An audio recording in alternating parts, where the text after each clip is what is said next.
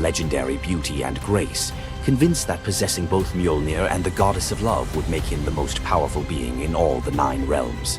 His arrogance knew no bounds as he described his elaborate wedding plans to Loki, speaking of golden halls and feasts that would last for weeks. Thrym believed the gods had no choice but to accept his terms. When Loki spoke to the council about Thrym's demand, the council fell silent. Freya's reaction shattered the tense quiet that followed Loki's report, causing her rage to break the Brysinger necklace, its gems scattering across the floor in glittering fragments.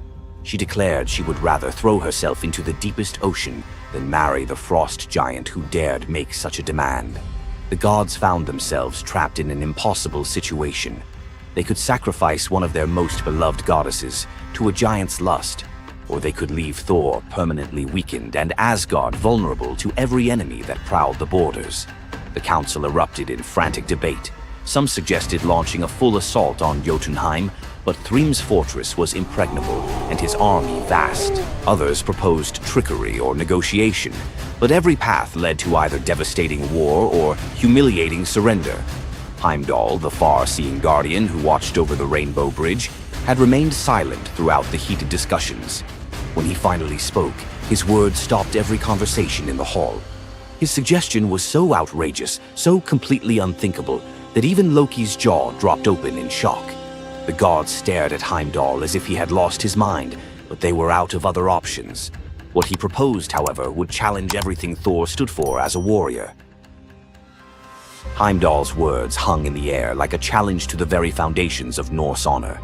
The far-seeing god had suggested that Thor disguise himself as a bride and infiltrate Thrym's wedding feast to recover Mjolnir. He spoke with calm authority, tie housewife's keys about his waist, and pin bridal jewels upon his breast. The idea was so fundamentally opposed to Norse concepts of masculine honor that Thor's initial response shook the very walls of Asgard. He declared the plan preposterous and swore he would never hear the end of it if word spread that the Thunder God had dressed as a woman. The assembled gods watched in tense silence as their mightiest protector wrestled with a challenge that could not be solved through brute force or lightning strikes. They had already considered launching a full assault on Jotunheim, but Thrym's fortress was impregnable and his army vast. No other choice remained. Thor paced the hall like a caged wolf, his massive fists clenched as he grappled with the impossible choice between his warrior's pride and his duty to protect Asgard. Every instinct in his body rebelled against the idea of abandoning his identity as a fearsome warrior to play the role of a delicate bride. Loki stepped forward with barely contained excitement, volunteering to accompany Thor as his maidservant. The trickster god's eagerness to participate in this elaborate deception revealed his true nature. While Thor struggled with the concept, Loki was already plotting the specifics of costumes, mannerisms, and the lies they would need to maintain throughout their dangerous mission. The transformation began with layers of bridal linen draped over Thor's massive frame. Servants brought forth delicate jewelry, housewife's keys that symbolized domestic authority, and a dainty hood for his head. Finally came the precious necklace of Brysinger. Each item added to the disguise felt like another blow to Thor's warrior identity. When he finally looked at his reflection, the god of thunder saw an unconvincing bride staring back at him. Thor finally accepted the plan because no alternative existed. The unlikely pair prepared to set off for enemy territory, where their deception would face its ultimate test among giants, eager to celebrate their lord's triumph. The great hall of Thrym's fortress buzzed with excitement as giants gathered to witness their lord's marriage to the most beautiful goddess in all the 9 realms. Thor sat at the high table in his bridal disguise, surrounded by massive frost giants who raised their drinking horns in celebration. The feast spread before them displayed the giants' wealth and power. Roasted oxen filled enormous platters, fresh salmon gleamed on silver dishes, and barrels of mead stood ready to fuel the night's festivities. Thor's legendary appetite struck like a thunderbolt. He polished off an ox and ate whole salmon in moments, tearing through the meat as if he hadn't eaten in weeks. 3 measures of mead vanished as quickly as if someone had poured them into a bottomless pit. The assembled giants watched in stunned silence as the delicate bride consumed more food than most warriors could handle. Thrym's eyes narrowed with growing suspicion. This goddess ate like a battle-hardened warrior, returning from a long campaign, not like the refined Freya he expected to marry. Loki stepped forward with the smooth confidence of a master storyteller. He spun a tale about Freya's 8-day fast in eager anticipation of reaching Jotunheim and marrying the mighty Thrym. The explanation painted a picture of a lovesick goddess, so excited about her wedding that she had refused all food during her journey. The giants nodded in understanding, their suspicions melting away as they accepted this romantic explanation. Thrym felt honored by such devotion and relaxed completely, his doubts vanishing. Beneath his bridal veil, Thor's rage simmered like molten metal ready to explode. Every moment at the feast brought new challenges as he struggled to maintain feminine mannerisms while surrounded by his enemies. His massive hands shook with barely controlled fury as he watched the giants celebrate what they believed was their victory over Asgard. The critical moment finally arrived. Thrym commanded his servants to bring Mjolnir forth, the very moment Thor had trained his eyes on since dawn. The servants placed the legendary weapon before the disguised bride as part of the traditional ceremony. Thor's fingers closed around Mjolnir's familiar handle, and lightning immediately crackled through the hall. He ripped away his bridal veil and roared his true identity to the shocked giants.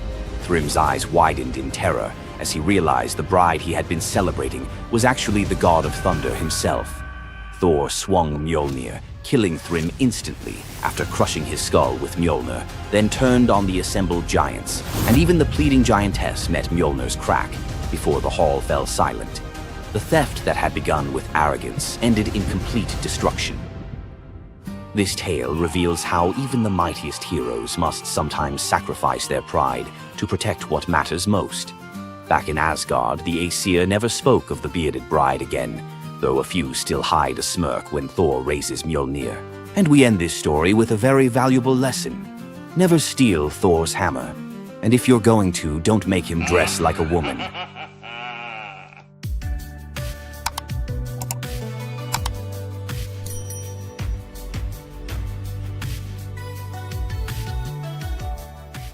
What makes Zeus, the mighty king of the Greek gods, one of the most fascinating figures in mythology? Is it his unparalleled power over the skies, his cunning strategies, or the sheer drama of his endless affairs? While his tales are legendary, there's one story that stands out: the epic battle that earned Zeus his throne, the Titanomachy. This isn't just a story of a god's rise to power, it's a tale of rebellion, alliances, betrayal, and the ultimate struggle between two generations of divine beings. Stay with us as we dive into the myth of the Titanomachy, Zeus's role in overthrowing the Titans, and the secrets that shaped his reign. Before Zeus became the king of the gods, his father, Cronus, ruled the cosmos. Cronus was the youngest of the Titans, a race of primordial deities born of Uranus, the sky, and Gaia, the earth. The Titans were immensely powerful, but also deeply flawed. Cronus had gained power by overthrowing his own father, Uranus, in a brutal act of betrayal. But just as Cronus had betrayed his father, a prophecy loomed over him, warning that one of his own children would overthrow him. To prevent this, Cronus took a horrifying precaution. He swallowed each of his children as they were born, imprisoning them in his stomach for eternity. But Gaia, the ever-watchful mother of the gods, wasn't about to let this happen again. When Rhea, Cronus's wife, gave birth to Zeus, Gaia devised a plan. Rhea tricked Cronus by handing him a stone wrapped in swaddling clothes, which he swallowed, believing it was his newborn son. Meanwhile, Zeus was spirited away to a hidden cave on the island of Crete, where he was raised in secret. Zeus grew up under the care of nymphs and a goat named Amalthea, who nourished him with her milk. As he matured, Zeus learned of his father's tyranny and vowed to free his siblings and challenge Cronus's rule. Zeus couldn't take on Cronus and the Titans alone. He needed allies. His first move was to rescue his siblings trapped inside Cronus. With the help of the goddess Metis, Zeus tricked Cronus into drinking a potion that caused him to vomit up his children. Hestia, Demeter, Hera, Hades, and Poseidon, fully grown and ready for battle. Now united, the 6 Olympian siblings declared war on Cronus and the Titans. But the Titans were powerful, and the war, known as the Titanomachy, would rage for 10 years with no clear victor. Realizing they needed an advantage, Zeus turned to the most unlikely of allies, the Hecatonchires and the Cyclopes. These were monstrous children of Gaia and Uranus, imprisoned in Tartarus by Cronus out of fear of their immense power. The Hecatonchires had 100 hands and unparalleled strength, while the Cyclopes were master craftsmen. Zeus descended into Tartarus, defeated its terrifying guardians, and freed these imprisoned beings. In gratitude, the Cyclopes forged weapons for Zeus and his brothers. Zeus received the thunderbolt, Poseidon the trident, and Hades a helmet of invisibility. With these tools and the raw power of the Hecatonchires, the Olympians finally had the upper hand. The final clash of the Titanomachy was a cosmic spectacle. The Titans, led by Cronus, unleashed their full fury, shaking the very foundations of the universe. Mountains crumbled, seas boiled, and the skies erupted in chaos. But Zeus and his allies were relentless. Zeus hurled his thunderbolts with unerring precision, scorching the battlefield and scattering the Titans' ranks. Poseidon unleashed massive earthquakes, and Hades used his helmet of invisibility to sow confusion among their enemies. The Hecatonchires proved invaluable, hurling massive boulders with their 100 hands, overwhelming the Titans. One by one, the Titans fell, their immense power no match for the combined might of the Olympians and their allies. Cronus was the last to fall. Zeus struck him down with a thunderbolt so powerful that it split the skies. With Cronus's defeat, the Titanomachy was over. With the Titans defeated, Zeus and his siblings faced a choice: what to do with their vanquished foes. In a move both strategic and ruthless, Zeus imprisoned the Titans in Tartarus, deep within the underworld, where they would remain for eternity under the watchful eye of the Hecatonchires. Zeus then divided the cosmos with his brothers. He claimed the skies as his domain, Poseidon took the seas, and Hades ruled the underworld. Together, they established the rule of the Olympians, with Zeus as their undisputed king. But the Titanomachy left scars.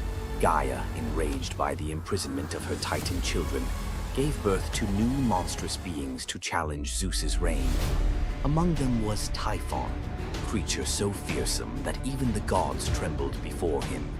Typhon's battle with Zeus is another story for another day, but it serves as a reminder that power in the ancient world was never secure. Zeus's rise to power marked the beginning of a new era, but his reign was anything but peaceful. While he was the king of the gods, his rule was marked by constant challenges, from rebellious mortals to jealous deities and his own unquenchable desire for love and control. Zeus was both a protector and a tyrant, a figure who inspired awe and fear. His thunderbolts were a symbol of justice, but they were also a tool of destruction. He fathered countless children, both mortal and divine, and his many affairs often sparked conflict among the gods.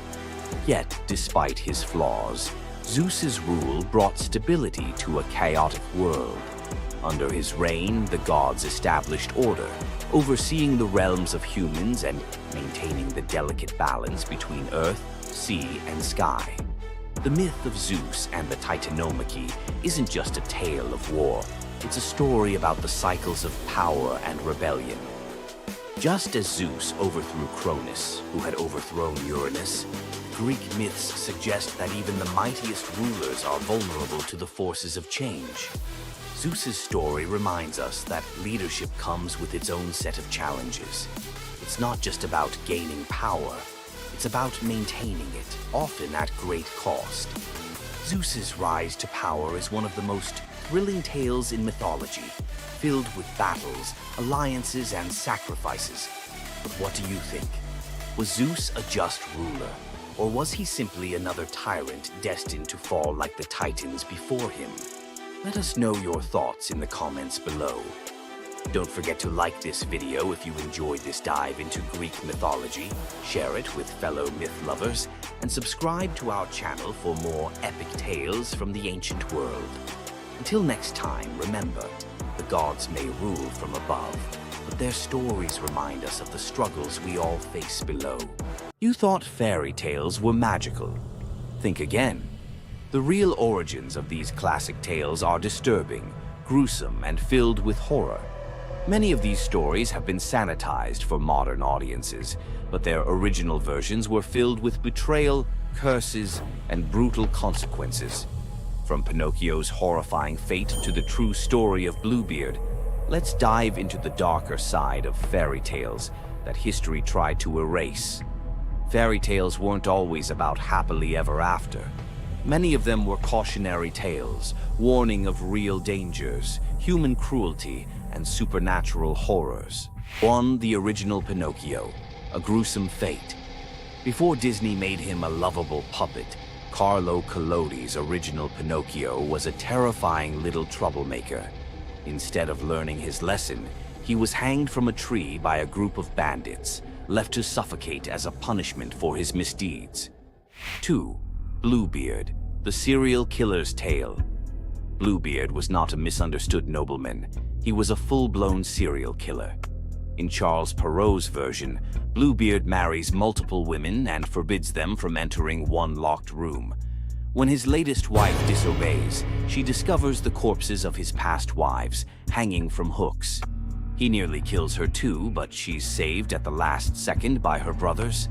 Some believe this gruesome tale was inspired by real-life figures like Gilles de Rais, a nobleman convicted of horrific crimes. 3.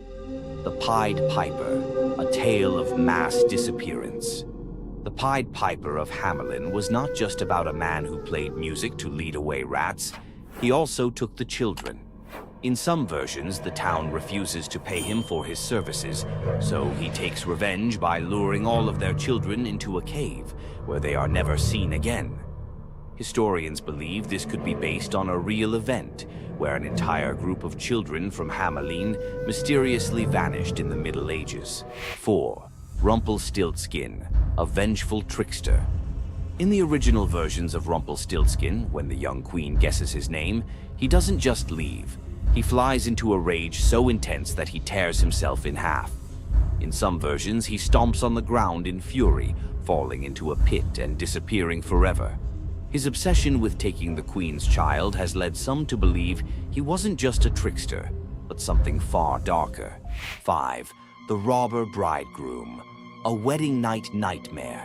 This lesser-known grim tale tells the story of a young woman forced to marry a wealthy man. Suspicious of her husband-to-be, she follows him to his home, only to discover that he and his band of robbers murder and eat women. She watches in horror as they butcher a young girl, cutting her into pieces. Luckily, she escapes and exposes them, leading to their execution. 6. The Juniper Tree, a tale of cannibalism and revenge. One of the most horrifying grim fairy tales, The Juniper Tree tells of a stepmother who decapitates her stepson, cooks his body, and feeds it to his unsuspecting father. The boy's sister buries his bones under a juniper tree, and from the tree the boy returns as a vengeful spirit, transforming into a bird and dropping a millstone on his stepmother, crushing her to death. 7. The Girl Without Hands, a story of betrayal and survival. In this disturbing fairy tale, a poor man accidentally sells his daughter to the devil in exchange for wealth. When she resists the devil's temptations, her own father chops off her hands to fulfill the bargain. Eventually, she escapes, gains magical silver hands, and finds a happier fate, but not before enduring unimaginable suffering. Why were these stories so disturbing? Fairy tales weren't just for children. They were warnings, morality lessons, and sometimes outright horror stories meant to instill fear and obedience. Over time, many of them were altered, softened, or rewritten, to make them more acceptable.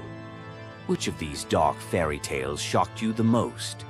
Want to uncover more forgotten stories and chilling legends? Subscribe now and dive into the forgotten history of fairy tales. What would you do if you gave up everything for love, only to be betrayed by the one you trusted most? In the Greek myth of Medea, love led to ultimate revenge, and the consequences were deadly. Let's dive into this tragic tale. Medea, a sorceress of immense power, fell in love with Jason, the leader of the Argonauts, when he came to her homeland seeking help. Medea, who was deeply in love with him, used her magic to aid him in his quest for the Golden Fleece. She betrayed her own family, murdered her brother, and helped Jason achieve his goal, all out of love for him. Once Jason had the fleece, Medea fled with him to Greece, where they started a life together. But as time went on, Jason's love for Medea faded. He decided to marry Glauce, the daughter of Creon, the king of Corinth, in an effort to secure a more powerful position. Medea, heartbroken and furious at the betrayal, decided to exact her revenge. She used her powers to craft a poison so deadly that it would burn Glauce alive when she put on a beautiful dress that Medea had sent her as a gift. But Medea didn't stop there. In her grief and rage, she murdered her own children, Jason's children, to ensure he would suffer the most for his betrayal. The pain of losing everything she loved was unbearable, and Medea, having left nothing behind but destruction, fled to Athens, leaving Jason to wallow in his sorrow and regret. Medea's story is a tragic reminder of the destructive power of betrayal and the extreme lengths to which love can drive someone. Sometimes love is not only blind, but it can also lead to devastation and vengeance. Does Medea's vengeance leave you thinking about the darkest side of love? Subscribe for more ancient Greek myths filled with twists, power, and passion. Ever wondered what it would be like to walk through the ancient world and encounter mythical creatures from Greek mythology? Get ready to meet the beasts that shaped legends. In Greek mythology, creatures were more than just beasts. They were symbols of the forces of nature, God's will, and humanity's struggle with the unknown. From the terrifying Minotaur lurking in the labyrinth to the mesmerizing sirens luring sailors to their doom, these creatures were as captivating as they were dangerous. The mighty Hydra, with its multiple heads that regrew each time they were cut off, was a symbol of unstoppable power. The Cerberus, the three-headed dog guarding the gates of the underworld, represented the barrier between life and death. But not all mythical creatures were monsters. The graceful Pegasus, a winged horse born from the blood of Medusa, symbolizes freedom and the pursuit of the heavens. These creatures still live on in our stories, haunting the shadows of ancient Greece and whispering through the winds of time. Which Greek mythological creature fascinates you the most? Share your thoughts and don't forget to subscribe for more legendary tales from Greek mythology. Imagine being one of the greatest hunters in the world, known for your unmatched speed and skill. But despite all your abilities, your destiny is determined by a simple golden apple. Let me tell you the tragic tale of Atalanta, the huntress who couldn't escape her fate. Atalanta was abandoned at birth by her father, Zeus, who didn't want a daughter. Left to die in the wilderness, she was raised by a she-bear, learning to hunt and survive. As she grew, Atalanta became a legendary warrior, her skills in hunting unmatched. But no matter how great she became, she could never escape one thing: her prophecy. A prophecy foretold that Atalanta would only marry a man who could outrun her in a race. As the years went by, many suitors came, eager to win her hand. But Atalanta, fiercely independent, defeated them all. Her speed was unbeatable, and no man could match her skill. Then came Meleager, a brave hero who had heard of Atalanta's strength and beauty. Unlike the others, he didn't boast about his abilities. Instead, he came prepared with a plan. Meleager, knowing Atalanta's curse, asked the goddess Aphrodite for help. She granted him 3 golden apples, which he used to distract Atalanta during their race. As Atalanta raced ahead, confident of her victory, Meleager tossed the apples one by one in her path. The golden apples were so beautiful, they distracted Atalanta just enough to slow her down.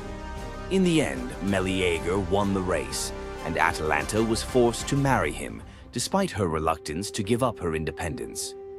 But the story doesn't end in happiness. Atalanta and Meleager's marriage was plagued with regret.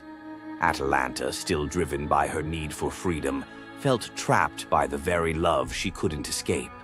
And in the end, Meleager, whose destiny was also marked by the gods, tragically died before she could ever truly be free. Atalanta's story is a tale of love, fate, and the clash between personal destiny and desire. Despite her unmatched strength and independence, her fate was sealed by love, and her story remains a tragic reminder of how even the most powerful can be brought down by what they cannot control. If Atalanta's bittersweet story of fate and love left you in awe, subscribe for more untold Greek myths and the heroes who shaped the ancient world. You've heard of a goddess whose beauty was unmatched. But what if I told you that her beauty wasn't what it seemed? In fact, her allure led to some of the darkest consequences in ancient myth. This goddess, adored by many, held the power to captivate anyone with a mere glance. She was so beautiful that her charm could sway the gods, kings, and mortals alike. But this beauty came with a deadly price. The goddess we're talking about is none other than Aphrodite, the Greek goddess of love and beauty. While she is often depicted as the epitome of grace, sensuality, and allure, her beauty was more of a curse than a gift. Aphrodite's powers extended beyond just physical beauty. Her charm was irresistible, but it came at a cost. Her very presence could bring turmoil. Many heroes and kings fell victim to their obsession with her. Take Paris, for instance.